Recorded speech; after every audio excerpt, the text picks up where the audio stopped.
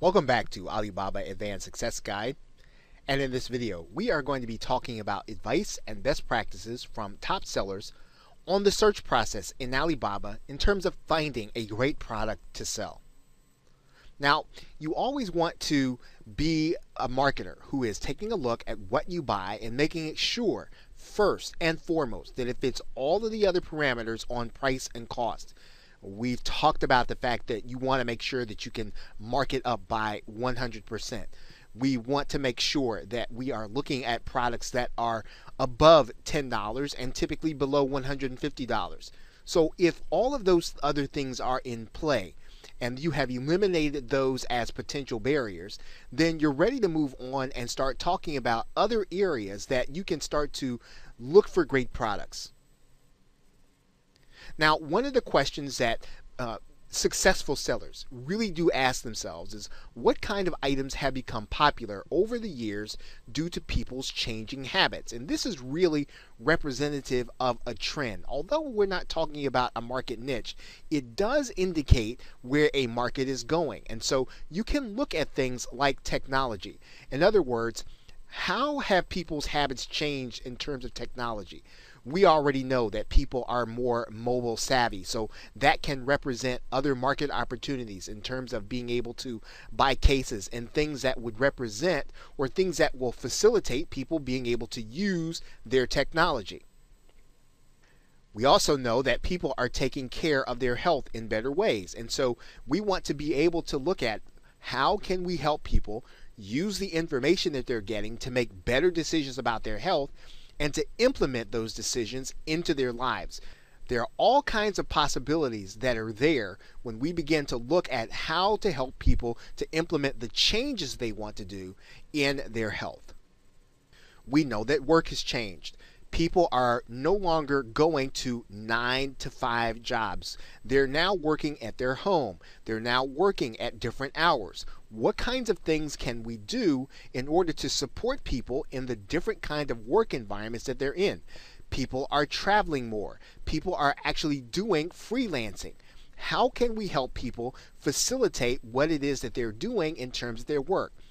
If you know how your habits maybe are changing in terms of your work, you can translate that into the kinds of things that you're buying differently and the kinds of things that people will buy differently and are buying differently. Family.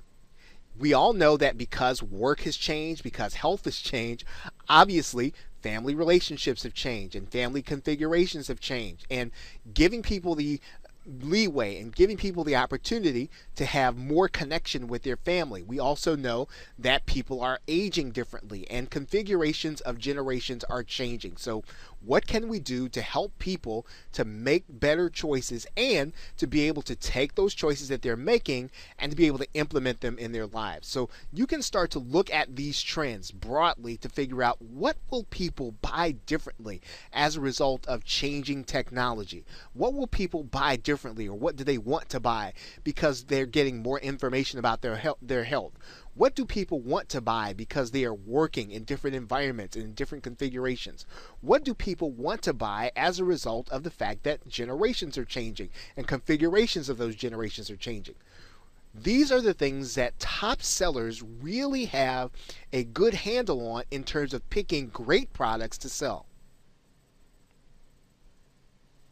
Now, this is a key that many top sellers will say, that they watch for things that people buy that they don't need.